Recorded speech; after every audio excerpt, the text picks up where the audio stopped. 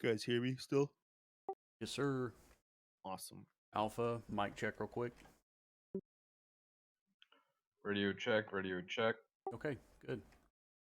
All right, guys, we're going to kick off. This is the Nation Radio podcast. Today I've got our guest, SeerThe6th, and my co host is AlphaKilo5. Welcome, fellas. What's up? Howdy, thanks for having me. Yeah, man. So, kind of topic anchor points today is that we were going to try and stick with what did 3.5 teach us and what are we looking forward to on 3.6. We can kind of go into other questions. I've already kind of pre-screened y'all some questions that was submitted by the community and myself. So just to get it started, we were talking the other night, Alpha, and you had pushed out a video with the VTOL changes, and we've since then had a patch, and we've also had, was it ISC or I forget what they just recently posted on Friday. Around the verse, what do they call it now? Oh, reverse the verse. Yeah. Basically. But they've talked about the changes that they're wanting to go to with how they're going to balance it, how they're going to correct it. But what you gave a good explanation. But in regards to your video, what's your take on VTOL right now? As of right now, it got a little bit better with the tweaks, but of course, it still needs more work in terms of stabilization, and I would at least say it needs a toggle mode for sure, because I'm pretty sure there's people who just don't want the ship to take over and automatically put you into VTOL mode, which is rather annoying, and it's kind of rather violent, especially with the constellation, the transition. The whole ship shakes and it gets unstable for maybe like 3 to 4 seconds, which is rather annoying, but then it smooths out. So it could use some smoothing. And I know Alpha's probably kind of like me, but Alpha, have you gotten the PTU or what wave access do you have? No, I'm still a peasant, so I'm still hanging in the PU. But from what I've seen, is I would agree that it'd be amazing to have a toggle switch. And this is my own kind of self interest doing the search and rescue bit. Is that's where the moniker dust off comes from. This is when you kind of come down in quick to pick somebody up, it's helpful to be able to literally almost blast off. Get that VTOL and be able to swap up quick and exit that get off the X as fast as you can. So it seems like if it's just automatically done, not just for search and rescue craft, but also fighters flying, real low nap of the air style. That could be some, like I said, a really jarring change. It could really negatively affect the flight model. Gotcha. And I'm going to show my um, noobness here when it comes to podcasts. I don't think I even went into my personal questions that I was going to hit first. I just, on my scroll of questions here, I was on first ones to start asking about. Both of you as prior servicemen. Let's start with our guests here. You're free to say as much as you want, but what was your capacity in the military? What branch did you serve? Let's see. I served in the Marine Corps. I got out last year in June officially. My MOS was a 6326 avionics technician for the MV-22. I did 5 years, and I also did logistics. I was an expediter too, so I ran around, got parts. That was pretty fun. I chose my gamer handle because let's see. I Since I was adopted, I when I finally met my birth dad, which is it's a long story, but his gamer tag was Seer 7 when I played. I think it was Call of Duty Modern Warfare 2, and so I was like, I like that name. So instead of Seer 7, I just chose Seer 6 and just rolled off the tongue. So I've been running with that ever since. My favorite alcoholic beverage has to be the Samuel Adams Oktoberfest, and my favorite gaming memory has to probably date back all the way to PlanetSide 2, because I'm a diehard PlanetSide 2 fan. Just rolling with my old org called Corporate Legion, playing on my toaster when I was still in high school. So yeah, that's mainly it for me. Nice. So yeah, I provided you guys with the questions beforehand and kind of the same follow up alpha. What capacity you serve in the military? Why your gamer tag, your alcoholic beverage of choice, and what's your favorite gaming memory? Sure thing. I took a little bit of a longer tour. Took my first oath, technically back in '07. I went to the Merchant Marine Academy. So I started off learning to sail on not only naval vessels but merchant vessels, which some of that kind of comes into play when I play Star Citizen, when I start talking about capital ships and what the crew requires, and I get to pull from some of that real world experience. But I resigned at that academy so I could enlist, and I finally actually get on deployment. I was pretty young, but I enlisted in the Air Force, and my career field or MOS ended up being 3PO71 or security forces. So we're the law enforcement and ground combat arm of the Air Force. Absolutely loved it. Did 6 years active. Spent a lot of it over in Europe, deployments. But then when I decided to go to guard, because I wanted to do hurricane duty down here in Florida, and I was lucky enough where I got to get a very rare spot in the Space Control Squadron. So now what I do, again, ties right back to Star Citizen, actually to work for Space Control Squadron. So it's super awesome. I really enjoy that.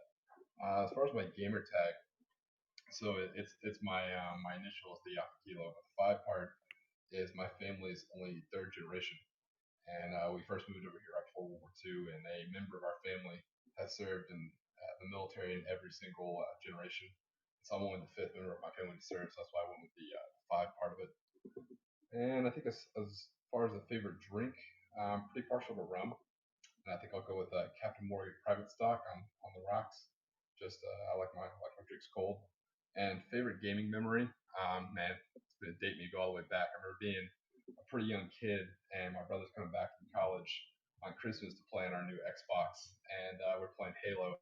And I'll never forget, we grinded through the campaign. It was that last mission, that Warthog run, driving to the longsword. That, man, when Echo 419 went down, I was like, no, that moment right there will always stick with me.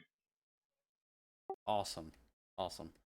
Well, I personally, I am not a serviceman or ever served, but I didn't go because of a pair of legs. He said she was not gonna live in the whole travel the world and live on a base life, and so I was like, okay, well, I'll kick it here. So I don't have anything to say on that behalf, but I greatly appreciate you guys your service to the country. It's a big thing to me.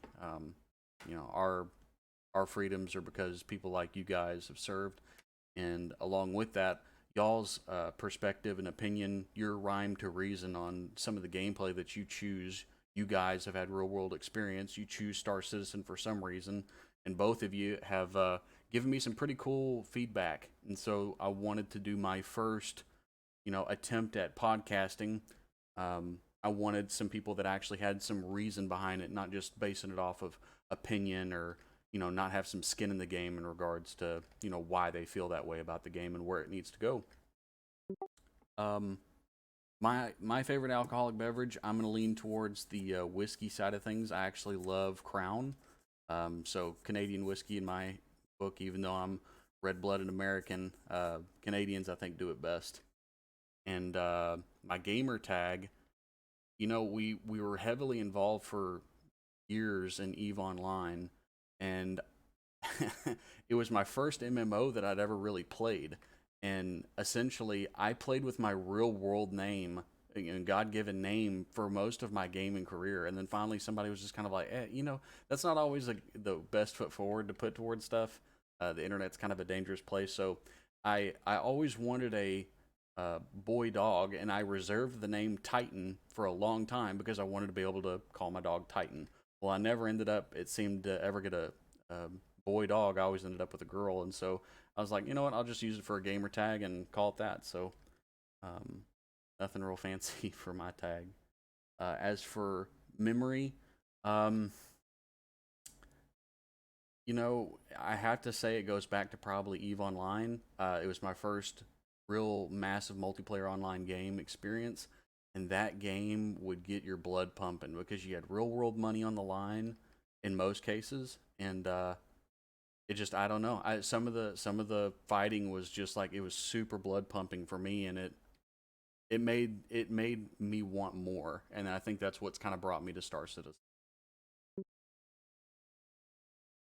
So cool, guys. Moving on to some of the community questions. Alpha, you actually had brought this one up. Your thoughts on Star Marine. You want to expand on what that question was, or kind of any more detail to it? Sure. I mean, I think it's one of the many things that makes RSI and Chris Roberts' whole thing. 'Cause I've been a fan since Wing Commander days. I remember playing Wing Commander as a kid; it was fantastic. And so when I heard he was creating a game, I was always kind of interested. And what actually got me to join was when Star Marine started becoming playable. I was like, okay, hold up, let me take a look at this. And I saw he was developing Squadron 42. Of course, Persistent Universe and Star Marine. It just seems like it doesn't get a lot of attention. And I played around with it for a little bit, and I'm just kind of curious on what's everybody else's thoughts. It's just because you don't really see it talked about near as much as Squadron 42 or the Persistent Universe. I personally like it. I think it has pretty good potential to do a lot of different unique stuff with it. And I'm just kind of curious for other people's thoughts on it. What do you think about it, Seer? Um, I played around with it for a bit, maybe a total of 10 hours or so. It's fun, but my memory serving for it, it just got really buggy when I would always play it. And the real kicker was the fact that the audio was so delayed. Sometimes I wouldn't even have audio, and then all the announcements would just spam me all at once. But it is necessary because it provides you that training if you're kind of the mercenary people or you want to practice boarding, then it gives you something to do as in FPS combat. So I would use it for training with my org, and we would just go around being squads and flanking the enemy, or just practicing because some people just they can't shoot in games, which is fine. So I just deemed it necessary for training purposes. So once we get in the verse and actually do something, we could execute it right. So yeah, that's my thoughts on it, really.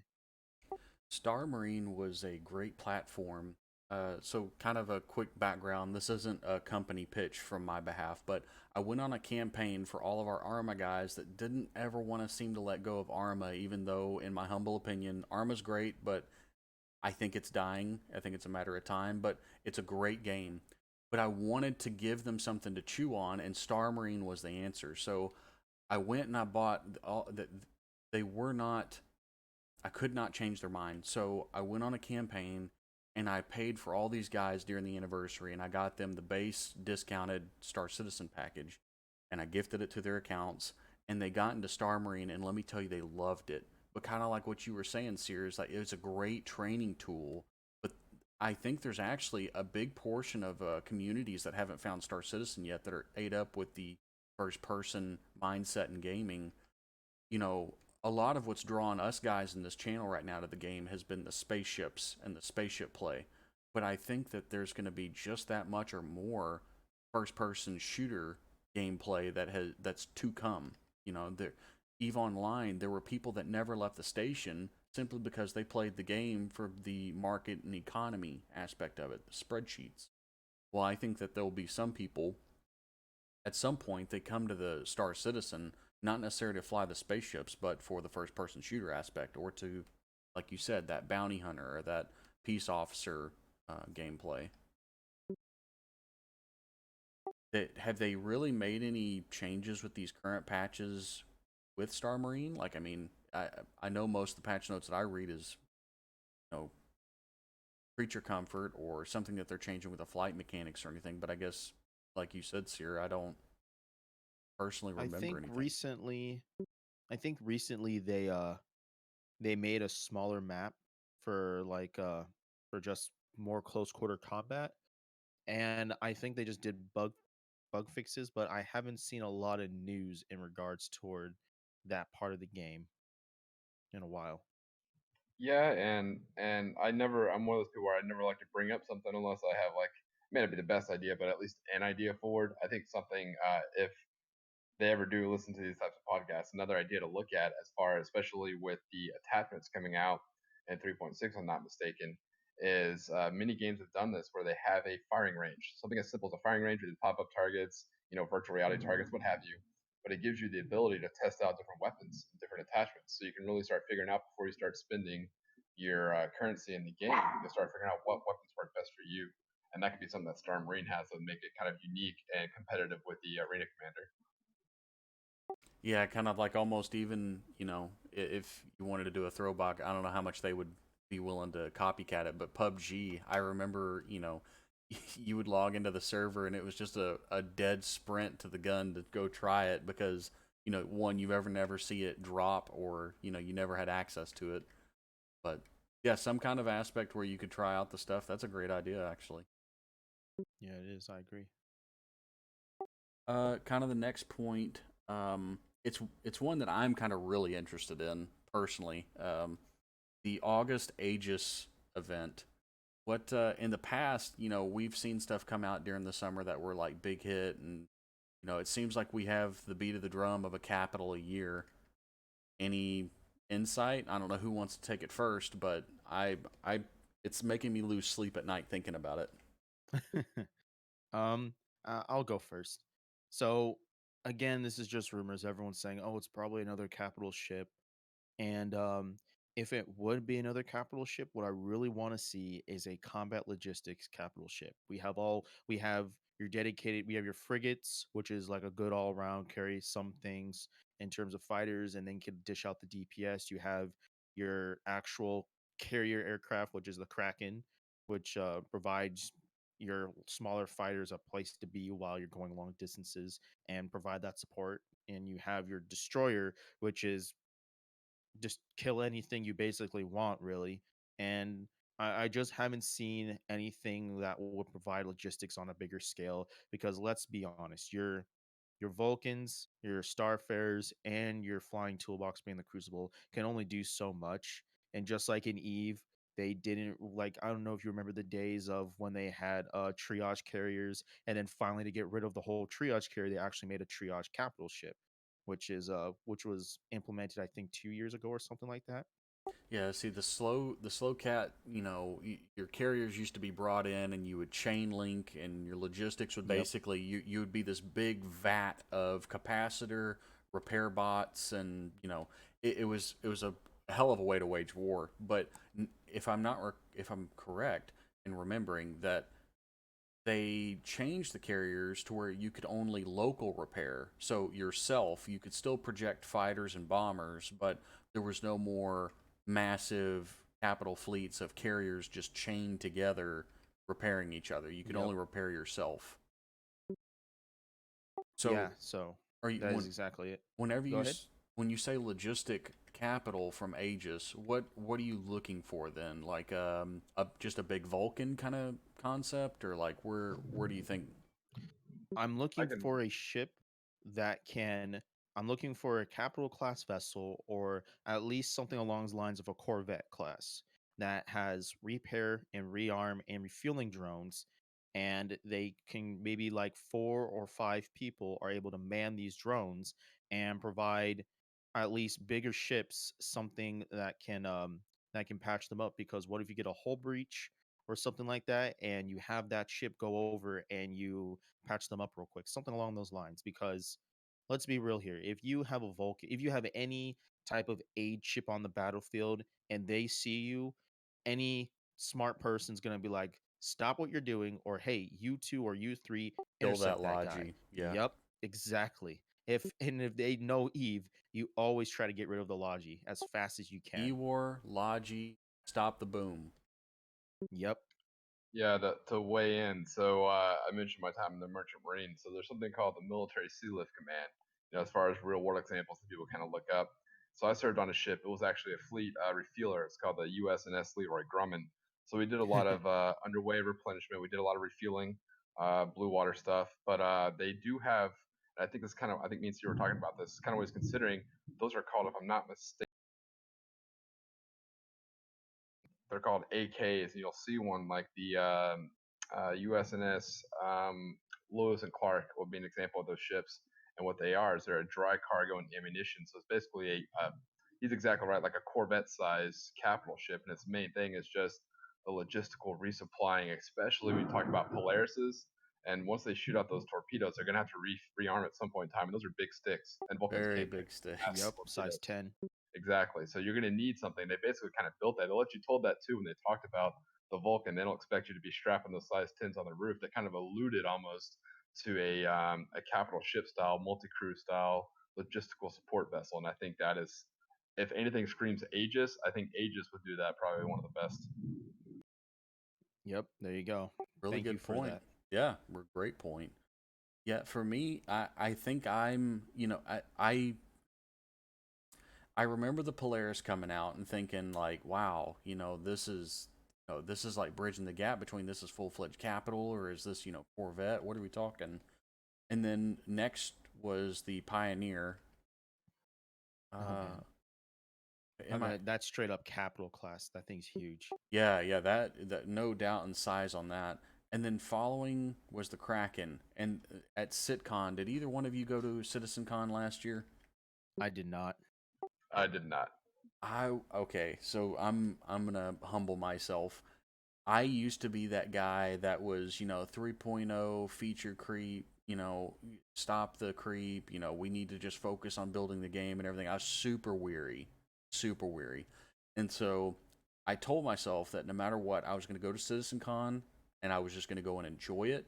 And I was going to let CIG resell the game to me.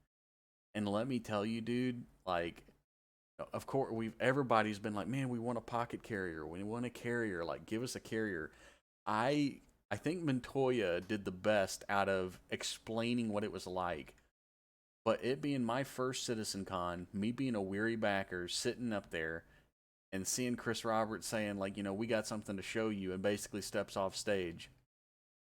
It was so, I don't know how to explain it. Like, it was, the Capitol reveals seem to be the big bolstering for this game. Not to say that they don't come out with some cool stuff in the meantime, but if Aegis is going to release in August a capital ship, would we expect a whammy in CitizenCon for something else to be released?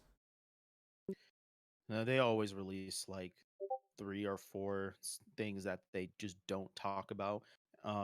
It makes me really excited because I know for a fact it was a couple of Inside Star Citizens ago. They were saying how one of their developers is currently working on a new ship.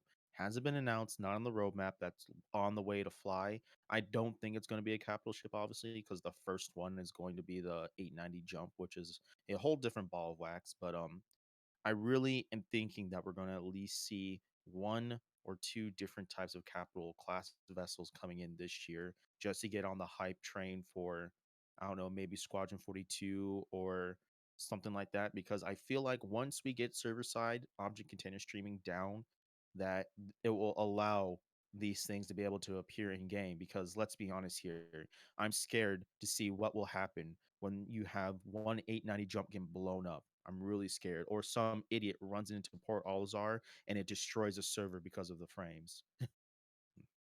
Yeah, I mean, right now, even with the rollback that just happened, I don't know if it was last night or today, but the servers they've obviously are hitting the red line on what the servers can do.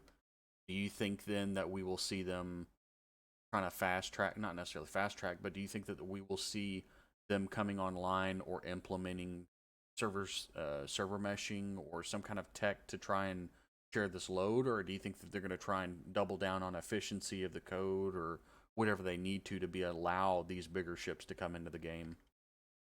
I feel like they're going to push out the server meshing and everything, and then they're going to optimize the code because like you said, they're at their limits. I don't think they're going to take any more steps back as much as they can.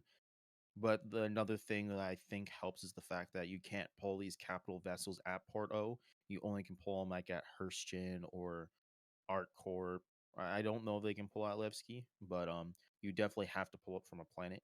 So I think that helps a little bit because you're pulling it all the way across the galaxy, so you don't have all of them congested into a smaller space, being Port Alzar. But I'm not sure. Um, Alpha, what do you think?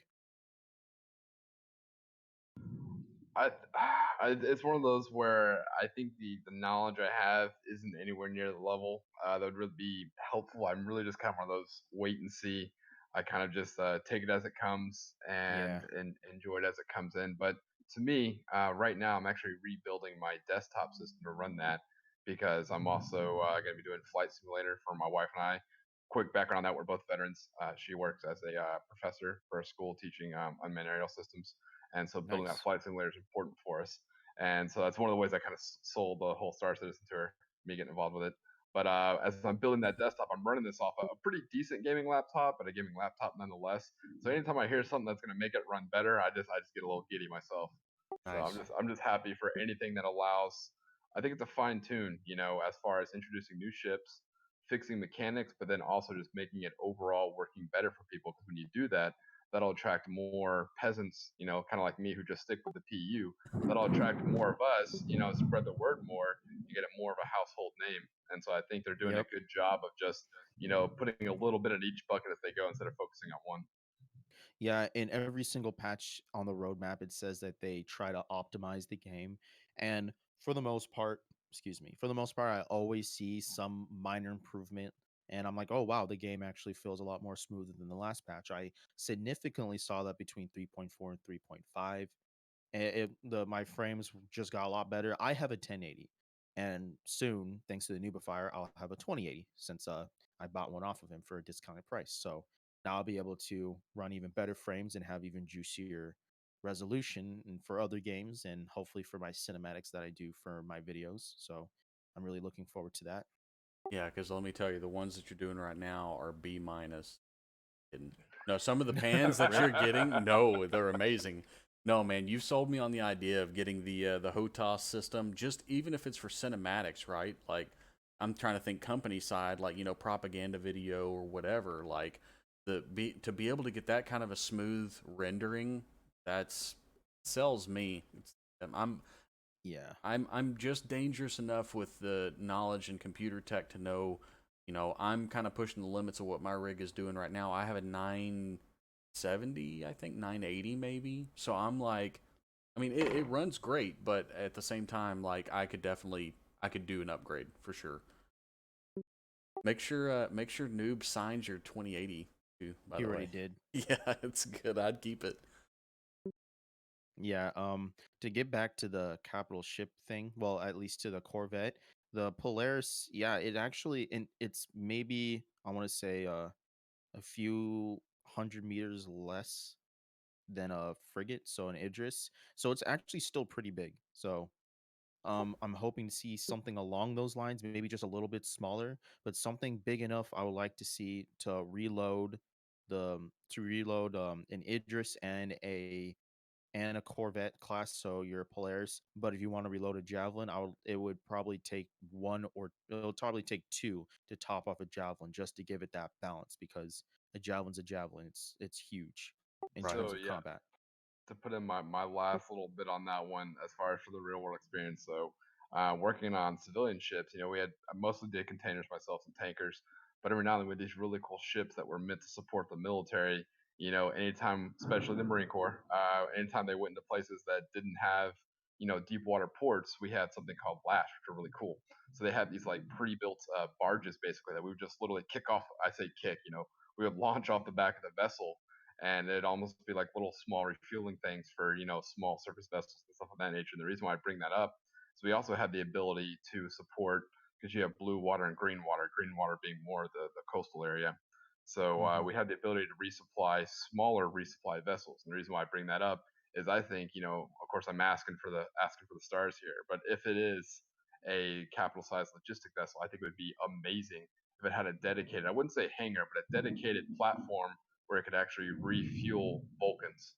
So you could actually have a Vulcan kind of come up, resupply from this larger ship, and then go and do its thing, resupplying the fighters while the Okay, capital mothership. ships Yep, resupply. Yep. While the capital ships resupplied off this larger Logi vessel. But if it could support smaller logistic vessels, that would be that would be awesome. huge. I would love to see that too. I Yeah, love the Alpha. Vulcan. I have one. You linked something here in the Nation Radio podcast. The you want to expand on that? The Sure. I mean, I don't like the sound of my own voice, but yeah, I can. So the picture I sent, that's actually the USNS Lewis and Clark, and so that's the one I was talking about. That's an AKE vessel. I worked on AO vessels, fleet refuelers.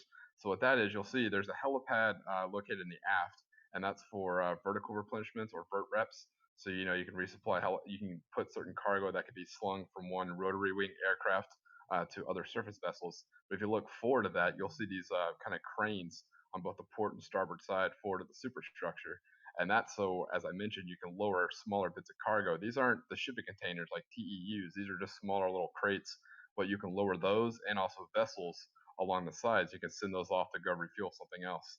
So it's basically like imagine like a space Amazon warehouse that can actually resupply vessels and resupply smaller trucks that can go resupply something else. So basically, a space Amazon warehouse is a pretty good analogy, I think. Awesome.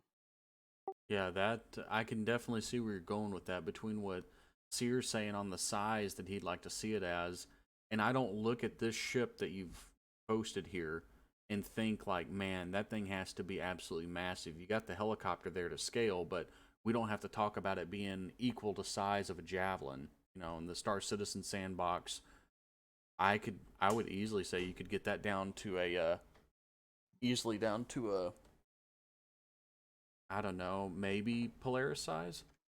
I'd say, Hmm. yeah, somewhere between the Polaris and the Idris, but yeah, Polaris size, big enough to accomplish this mission, but not too big that it would cost too much to get into or make it too much of a target. You got to find that right balance, and that's for the professionals, I think. Yep.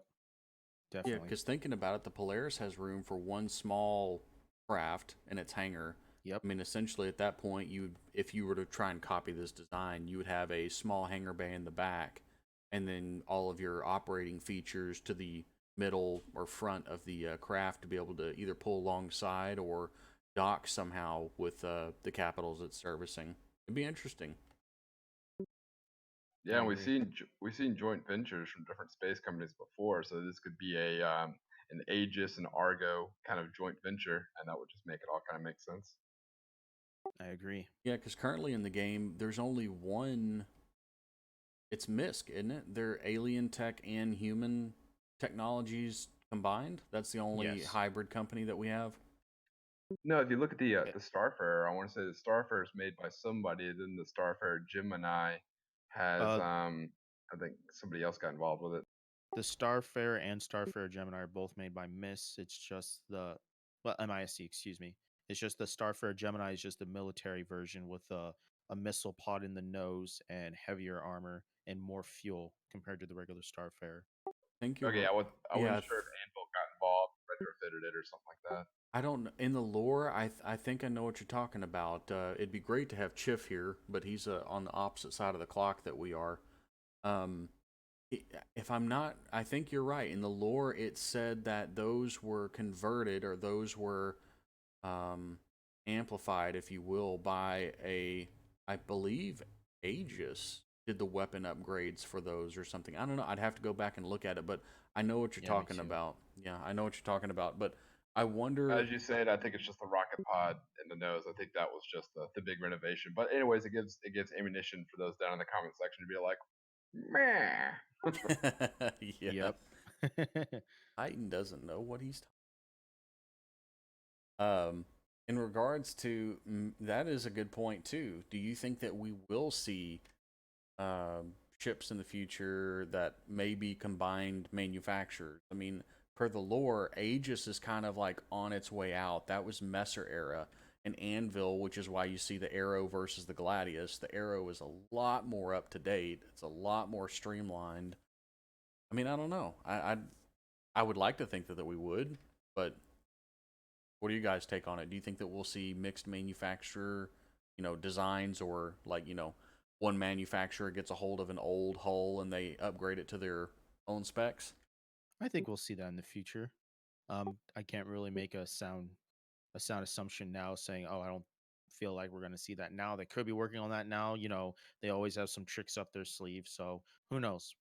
Who knows? Mm, I mean, if I had to use real world examples, which I feel like Chris Roberts and his guys and girls, I feel like they do a really good job of taking influence from all different sci-fi. And you can see that in all the different vessels. Oh yeah, Then also taking real world examples from the automotive manufacturers. I imagine I had my wife sit down and watch some of the commercials, and we were laughing so hard because they were dead on. Like the Freelancer Ford commercial. I mean, it's perfect. It was yep, hysterical. F series Oh for yeah, sure. But when you see it, a lot of times some companies they will come together for joint projects, but it's actually pretty rare. It has to be something pretty special. So I don't think we'll see it too much. But I think what you will see is story wise they'll come up with like, hey, the UEE needs this or that, and they'll do a defense contract bid, and that'll be a good way to introduce different companies' projected ideas for one product. You see it a lot in the firearm world where the army's coming up with a new bid for a new sidearm, Glock and Sig. Everybody throws out their prototype, and sometimes these prototypes are awesome. They just don't get picked, but they're still amazing firearms for the private citizenship to buy. So I think you'll see that a lot with Star Citizen. To caveat on what you said, I totally forgot that exactly is what the V-22 is. It's a mishmash between Bell and Boeing to make that extraordinary aircraft. So that we could see this in the future. It's just when will we see it? Who knows? Gotcha. Well, another question, I did not put it on the docket, but it's one that while we've been talking about it, this kind of steers into it. So, with the battle upgrade kits essentially being confirmed now with the Vanguard and the modularity that we're talking about with that frame, Anvil has the Avenger series, it has the Vanguard series. I'm trying to think. Essentially, it is the Idris, and it has a series as well. All of Aegis. them, Aegis. What? Oh, am I Aegis saying? has them. You said Anvil. Oh, Aegis. I'm sorry. Yeah. So Aegis has these lineup of series of ships and variants. So with the battle upgrade kits being, verified for the Vanguards, do you think that we will see that extended out to maybe other, airframes that they have, like the Avenger? All of its variants are more or less it fits inside the same ship. There's no extra turrets or mounts or anything. It's just modules. I would say yes, because I want to use the 300 series for example. They have some kind of customization for the 300 series, and they already said ships in the future are going to get something along those lines. So either way, either that or what they did with the 300 series, are going to bring that onto the Avenger series, because I mean they're pretty straightforward, but I would like to see that because it would just again provide you more flexibility. I'm really excited for the Vanguard.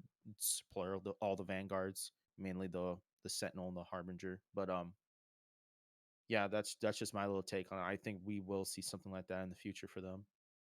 And yeah, Titan, you know me as my spoiler alert fanboy moment. I love the Reliance.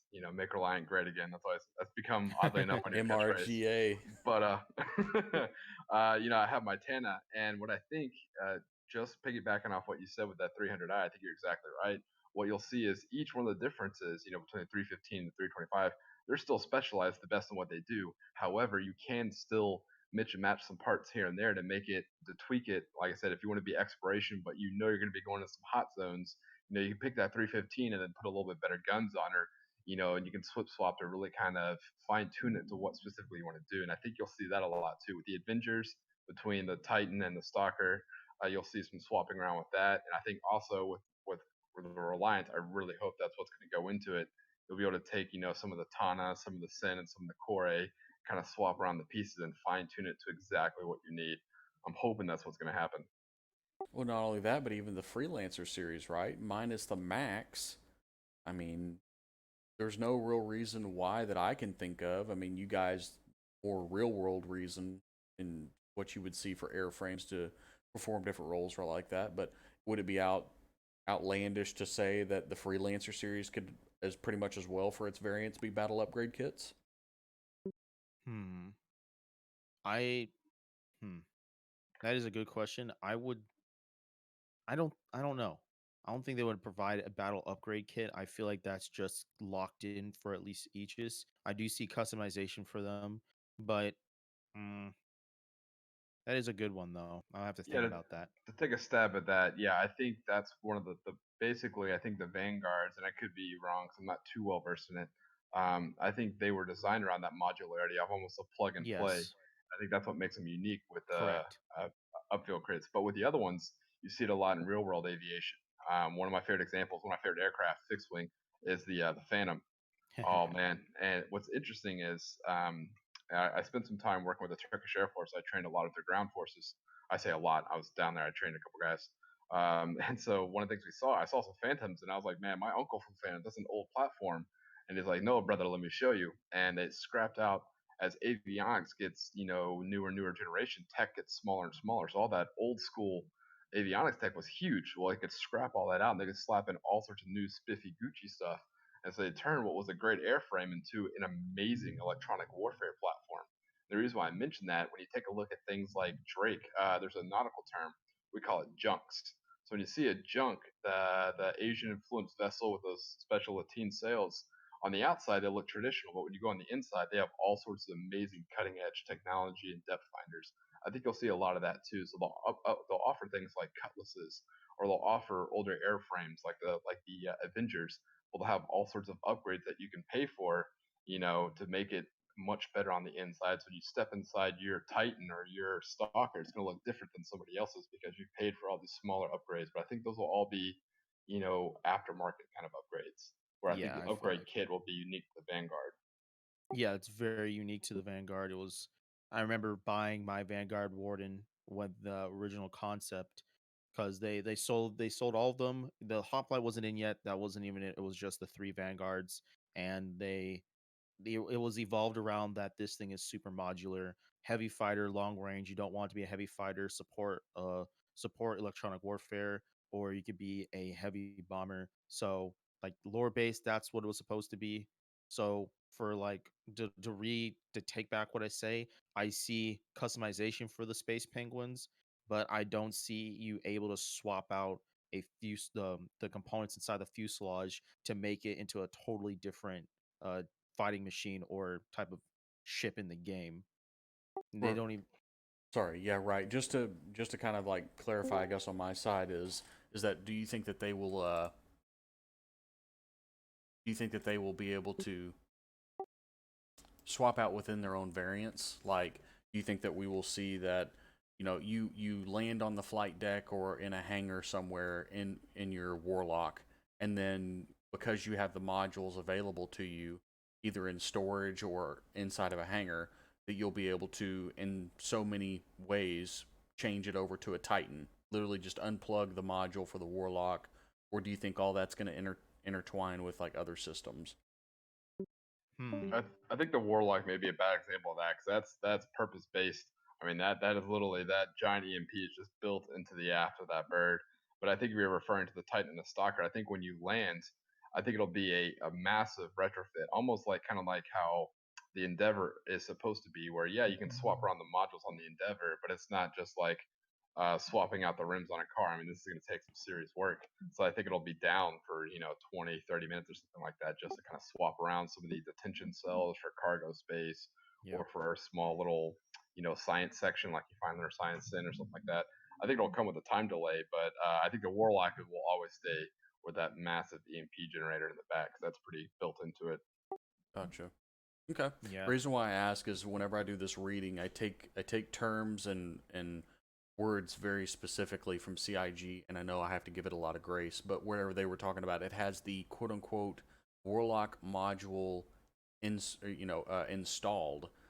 That's where I got to thinking as like, man, at some point, are we going to end up buying the Avenger hull, and then you, just like with these customizing, would you pick the hull, your 300, if you will, and then what battle upgrade kit being what variant? Do you want the 15P equipment? Do you want the 325, et cetera, et cetera? Like I see that's what you mean. that's what I was thinking in my mind. But yeah, no, I can definitely see it go either way. But I was just wanting your guys' take on it. Who knows, honestly. Overall, it could happen, it couldn't happen. We'll just have to wait and see. I'm getting kind of the bottom of my docket of questions here. I guess kind of going back to our anchor topic to kind of get like final notes onto it.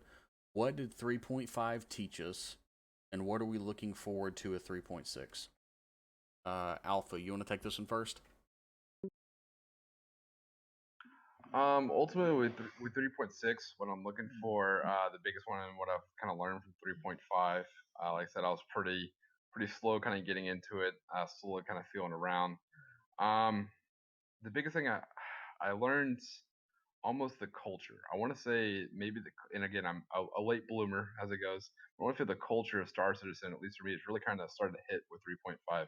People are really starting to get into organizations and really reflect inside those organizations. They're really starting to almost become what you would see in any other type of online game. They're really kind of living in the organization, which is really cool. That's the biggest thing I learned from 3.5 is the culture of the game to me. And as far as what I'm looking for in 3.6 is it's oh man, it's gonna be kind of meta question, but to maintain the way that they're working on the game. What I mean by that is they seem to have been developing this game in isolation of what's going on with other video game practices, and I really hope to continue to see that in 3.6. Where I like the way that they drip feed ships and they drip feed comment. They do keep us up to breast with what's going on, but it's not too heavy on one side or the other. They really do kind of treat you like a backer and not a customer, and I really hope that continues in 3.6. I'm not sure if that's kind of answer you're looking for, but that's really kind of why I'm looking at it. Hmm. I guess that's my cue. Yeah, yeah.